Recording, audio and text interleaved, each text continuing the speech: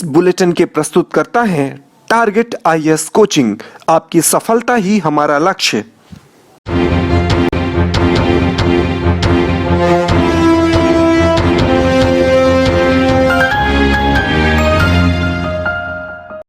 नमस्कार, आप देख रहे हैं रीवा दर्शन। मैं सचेता बघेल आपके साथ। आइए जान लेते हैं क्या है आज की प्रमुख खबरें।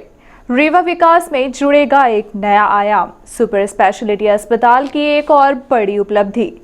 जमीन के नाम पर 17 लाख की ठगी मामला विश्वविद्यालय थाना क्षेत्र का। और फिर बनाया गया शहर में ग्रीन कॉरिडोर। आइए अब नजर डालते हैं इन खबरों पर विस्तार से।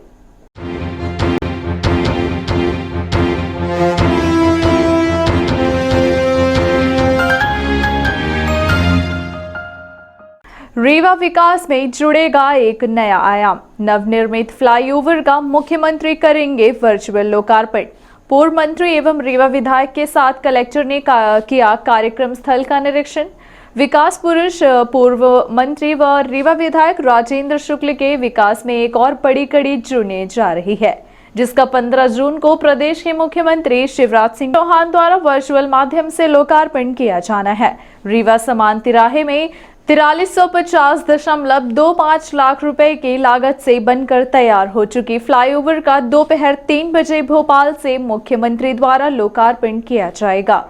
जिस ओवरब्रिज का लोकार्पण किया जा रहा है वह रीवा के लिए एक बड़ी उपलब्धि मानी जा रही है। ओवरब्रिज का लोकार्पण जिस समय भोपाल से मुख्यमंत्री करेंगे, उस दौरान मुख्यमंत्री के साथ विधानसभा अध्यक्ष गिरीश गौतम व लोक निर्माण मंत्री गोपाल भार्गव भी उपस्थित रहेंगे।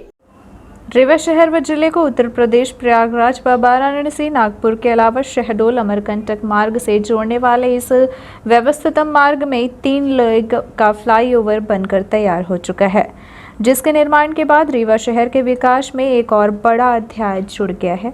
साथ ही शहर की खूबसूरती में भी 4 चांद लगा है और अब रीवा शहर भी बड़े व महानगरों की तर्ज पर देखा जा रहा है। इसी तर्ज पर अगर विकास कार्य होता रहा तो वो दिन दूर नहीं जब रीवा, भोपाल, इंदौर व कई बड़े महानगरों से कम नहीं दिखेगा। इस कार्य को गति देने से लेकर अंजाम तक पहुंचाने में रीवा विधायक राजेंद्र शुक्ल ने कोई कोर कसर नहीं छोड़ी है और आगे भी उनके द्वारा रीवा के विकास को पंख देने में कोई कोताही नहीं बरती जा रही है। उनके सकारात्मक प्रयास और विकास के कारण रीवा का लगातार मान बढ़ रहा है। इतना ही नहीं, रीवा विकास का लोहा विरोधी भी मानते हैं। आपको बताना चाहेंगे कि सरदार वल्लभ भाई पटेल अंतर्राज्यीय नवीन बस स्टैंड के पास समान तिराहे में 3 लेग का फ्लाईओवर ब्रिज बनकर तैयार हो चुका है, जिससे यातायात के दबाव से जहां निजात मिलेगी वहीं शहर की खूबसूरती भी बढ़ेगी। हालांकि इस ओवरब्रिज का लोकार्पण बहुत पहले होना था, लेकिन कोरोना संक्रमण के प्रकोप की वजह से इसके लोकार्पण में कुछ देरी आई है। लेकिन अब इंतजार की घड़ियां खत्म हुई हैं और जल्द ही एक और ओवरब्रिज रीवा वासियों की रफ्तार को बढ़ाने व तेज करने की दिशा में मिलने जा रहा है। ओवरब्रिज का लोकार्पण करने 15 जून दोपहर 3 बजे समारोह आयोजित किया गया। इस दौरान रीवा सांसद जनार्दन मिश्र तथा रीवा विधायक राजेंद्र शुक्ल की गरिमामय उपस्थिति रहेगी। इनके अलावा विधायक के पी त्रिपाठी, डॉक्टर पंचूलाल प्रजापति, देवराज सिंह, श्यामलाल द्विवेदी, प्रदीप पटेल के अलावा अन्य नेता मौजूद रहेंगे। रीवा विधायक राजेंद्र शुक्ल द्वारा लोकार्पण समारोह स्थल समेत ओवरब्रिज का निरीक्षण कर वहां की व्यवस्थाओं का जायजा लिया गया और जिम्मेदार अधिकारियों को आवश्यक तैयारियां व व्यवस्था बनाने निर्देश दिए गए हैं। इस दौरान रीवा कलेक्टर डॉक्टर इलैया राजाटी, आयुक्त नगर निगम मृणाल मीणा, एडीएम मिला तिवारी के अलावा लोक निर्माण विभाग, सेतु कार्यपालन यंत्री वसीम खान तथा अन्य अधिकारी उपस्थित रहे। रीवा को कल एक नई बड़ी सौगात मिलने जा रही है। रीवा में ट्रैफिक का दबाव लगातार बढ़ने के कारण ये बहुत ज़रूरी हो गया था कि रीवा में बाईपास बने, रिंग रोड बने, फ्लाईओवर्स बने। उसी कड़ी में समान तिराहे में एक फ्लाईओवर बनाने की बहुत पुरानी मांग रही है, जिसको मध्य प्रदेश और केंद्र की सरकार ने मंजूर किया और वो फ्लाईओवर बन के तैयार हो गया है। ये फ्लाईओवर 3 लेग का फ्लाईओवर है और कल मुख्यमंत्री जी 3 बजे इसका लोकार्पण करेंगे भोपाल से वर्चुअल कार्यक्रम के माध्यम से, जिसमें भोपाल से पीडब्ल्यूडी मंत्री गोपाल भार्गव जी और हमारे विधानसभा के अध्यक्ष गिरीश गौतम जी से मैंने निवेदन किया है कि वो लोग भी मुख्यमंत्री जी के साथ वहीं से जुड़ेंगे और यहाँ पर सांसद जी और हम सारे विधायक लोग यहाँ पर रहेंगे, क्योंकि एक बड़ी उपलब्धि रीवा को मिल रही है। इससे ट्रैफिक को नियंत्रित करने में बहुत मदद मिलेगी और रीवा को महानगर बनाने का जो हम सबका एक लक्ष्य है, उस दिशा की ओर बढ़ता हुआ जो कदम है, उसमें एक ये महत्वपूर्ण मील का पत्थर साबित होगा। सुपर स्पेशलिटी अस्पताल की एक और बड़ी उपलब्धि, ब्रेन ट्यूमर का 10 घंटे में डॉक्टरों ने किया सफल ऑपरेशन। रीवा के लिए वरदान मानी जाने वाली सुपर स्पेशलिटी अस्पताल में ब्रेन ट्यूमर के मरीज का सफल ऑपरेशन किया गया है, जो रीवा के लिए बड़ी उपलब्धि मानी जा रही है। ब्रेन ट्यूमर के जिस मरीज को जब अस्पताल में भर्ती कराया गया था, उसकी हालत अत्यंत गंभीर थी, लेकिन डॉक्टर दिनेश पटेल व उनकी टीम के प्रयास और लगातार 10 घंटे ऑपरेशन करने के बाद ब्रेन ट्यूमर के मरीज की जान बचा ली गई है। वहीं इस संबंध में चिकित्सकों ने बताया कि यह एक गंभीर ऑपरेशन था, जिसे परिजनों की सहमति के बाद किया गया और ऑपरेशन को सफल बनाया गया। आपको बता दें कि दीपक सिंह नाम के इस युवक को सुपर स्पेशलिटी अस्पताल में भर्ती कराया गया था। वहीं डॉक्टर ने बताया कि मरीज की हालत खराब होती जा रही थी, जिसका ऑपरेशन के अलावा कोई चारा नहीं था, जिसका डॉक्टर ने 10 घंटे में ऑपरेशन किया और मरीज की जान बचाई है। इलाज पिछले 1 साल से चल रहा था। पिछले साल भी सर ने ऑपरेशन किया था और बहुत जल्दी स्वस्थ हो गया था वो, और दोबारा भी वही शिकायत हो गई थी। तो सर ने कहा कि इस बार भी ऑपरेशन करेंगे और इस बार से मतलब उम्मीद है कि इस बार से अच्छे से ही ठीक हो जाएगा। और काफ़ी लंबा ऑपरेशन चला, जिसमें सर ने ये जानकारी दी थी कि हो सकता है इसकी आवाज़ चली जाए, लेकिन हम भरपूर प्रयास करेंगे कि उनकी आवाज़ सही सलामत रहे, और हुई भी। सब कुछ अच्छा था और पेशेंट हमारा सबसे जल्दी रिकवर हुआ। जैसे ही पेशेंट का ऑपरेशन हुआ और उसको बहुत जल्द होश आया। और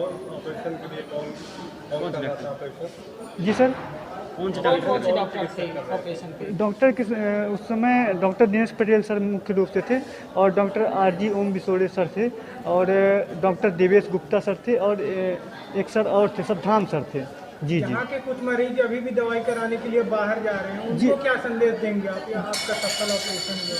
जी, मैं यही संदेश देना चाहूँगा कि जो लोग बाहर भाग रहे हैं वो लोग विश्वास करें यहाँ पर, क्योंकि हमारे यहाँ अगर सुपर स्पेशलिटी बनी है तो हमें उसका फ़ायदा उठाना चाहिए। हमारा भी एक समय के लिए मनोबल तोड़ दिया गया था कि हमें बोला गया कि यहाँ के डॉक्टर अच्छे नहीं हैं, आप लखनऊ ले जाइए, दिल्ली ले जाइए, कहीं और ले जाइए, और ब्रेन ट्यूमर बहुत बड़ी बीमारी होती है। लेकिन हमने हौसला नहीं तोड़ा और ऑपरेशन कराया यहाँ पर आके, और सर ने बहुत अच्छा ऑपरेशन किया। तो मैं विंध्यवासियों को यही बोलना चाहूँगा कि हमारे यहाँ के डॉक्टरों पर भरोसा करें और बाहर कहीं मत भटकें, आप पैसे बर्बाद मत करें। जी सर, हिमांशु सिंह नाम है, वो भाई है हमारे। दीपांशु सिंह नाम है, 20 साल उनकी उम्र है।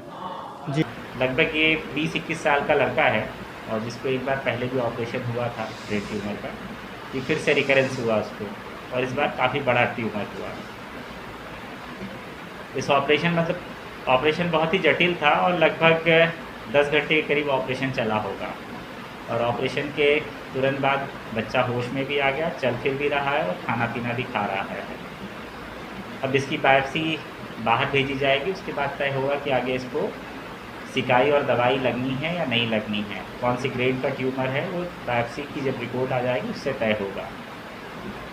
सर, अपने बिंद के कुछ लोग अभी भी दवाई कराने के लिए बाहर जा रहे हैं, उनको क्या मैसेज देंगे? अभी देखिए, हम बहुत सारे लोग न्यूरोसर्जन्स यहाँ पे आ गए हैं, और लोगों को नहीं जाना चाहिए। वेस्टेज ऑफ टाइम और मनी दोनों चीज़ें हैं। कहीं ना कहीं मन में डर बना रहता है अपने। देखिए, पहले क्या था कि न्यूरोसर्जन्स नहीं थे, धीरे धीरे व्यवस्थाएं रीवा में भी हो गई हैं, और जो रिजल्ट्स चाहे रीवा में है, चाहे नागपुर में है, चाहे दिल्ली में है, चाहे इवन अमेरिका में भी, सब जगह रिजल्ट्स एक जैसे हैं, और लोगों को रुकना चाहिए। यहाँ पे उनका फॉलोअप भी इजी है, क्योंकि आदमी एक बार जैसे समझ लीजिए नागपुर जाता है, ऑपरेशन कराता है, उसे 8-10 दिन बाद छुट्टी हो जाती है, और फिर फॉलोअप कराने के लिए उतनी दूर वापस जाना पड़ता है। कोई कॉम्प्लिकेशन हो फिर उतना ही दौड़ना पड़ता है। यहाँ पे हम आसपास 40-50 किलोमीटर दूर से आसानी से आ सकता है आदमी, और आसानी से ठीक होकर जा सकता है।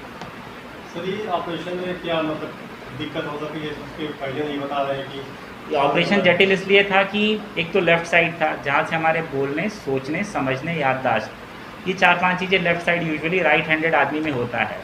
ट्यूमर बिल्कुल बोलने वाली जगह के पास में ही था। हमें भी डर लग रहा था कि ऐसा ना हो कि बच्चा होश में आए और बोले ना। तो हम सबसे पहले जब अगले दिन वेंटिलेटर से बाहर हुआ, सबसे पहले उससे हमने नाम पूछा कि वो नाम बता पा रहा है या नहीं बता पा रहा, लेकिन हमें अच्छा लगा कि उसने नाम बताया, सब कुछ बातें कर रहा था। लेफ्ट साइडेड ट्यूमर हमेशा खराब, मतलब रिजल्ट्स खराब होते हैं। इस तरह कोई भी चीज़ हो जाए तो उसकी ज़िंदगी भर खराब है, या जितने दिन भी जीवित रहता है मरीज। जमीन के नाम पर 17 लाख की ठगी मामला विश्वविद्यालय थाना क्षेत्र का। विश्वविद्यालय थाना क्षेत्र अंतर्गत जनता कॉलेज के पास जमीन के नाम पर युवक के साथ 17 लाख रुपए की ठगी का मामला सामने आया है, जिसके बाद पीड़ित व्यक्ति द्वारा एसपी कार्यालय पहुंचकर गुहार लगाई गई। पीड़ित सुनील पांडे एसपी कार्यालय पहुंचकर अपनी पीड़ा व्यक्त की है और बताया है कि जमीन लेन देन के मामले में 17 लाख की ठगी की गई है, जिसमें दलाल संतराम सिंह के माध्यम से जमीन ली थी और उसे पूरे पैसे भी दे दिए गए थे। उसके बाद भी खरीदी गई जमीन में मकान नहीं बनाने दिया जाता है। इसी बात की फरियाद लेकर पीड़ित एसपी ऑफिस पहुंचा और अपनी पीड़ा सुनाई। पांडे है, एसपी ऑफिस आए, क्या शिकायत? एसपी ऑफिस में मैं एक ज़मीन लिया था जनता कॉलेज के पास संतराम सिंह से। अब मैं ज़मीन में जब घर बनाने आया तो पता चला कि वो ज़मीन दूसरे के नाम से हो गई है, और जब मैंने बाकायदे से मैंने खसरा रजिस्ट्री नामांतरण से अपने नाम से करवा लिया था। 2 साल बाद पता चला तो भैया लाल सिंह, कमल भान सिंह लोगों के नाम ज़मीन आ गई। मैं उनके पास गया और जिनसे मैं लिया था वो बोले कि मैं नहीं जानता हूँ, जिनसे तुम दलाल जिनके माध्यम ज़मीन लिए तो उनके पास जाओ। मैं जब उनके पास गया तो बोले कि आजकल कर रहा हूँ, और न मेरा पैसे दे रहे हैं और मुझे रोज़ घुरा रहे हैं, और जाते हैं तो बोलते हैं कि मेरे घर मत आओ और जान से मारने की धमकी देते हैं। दलाल कौन था? दलाल नारायण सिंह थे, संतराम नारायण सिंह, रुक्मणी प्रसाद मिश्र, बंसराज सिंह, ज्ञानू अग्नोत्री, शिव प्रसाद सिंह। कितनी ज़मीन है आपकी? ज़मीन मेरी 1440 वर्ग फीट थी। थाने में शिकायत की? थाने में शिकायत अभी नहीं की है, अब एसपी ऑफिस गए हैं, अभी थाने में शिकायत करेंगे विश्वविद्यालय में। ये कब आपने जमीन खरीदी? ये मैं ख़रीदा था 16/8/2018 को। उसके बाद मैं लगातार जब 2 साल बाद मैं घर बनाने गया तो पता चला कि मेरी ज़मीन दूसरे के नाम से हो गई।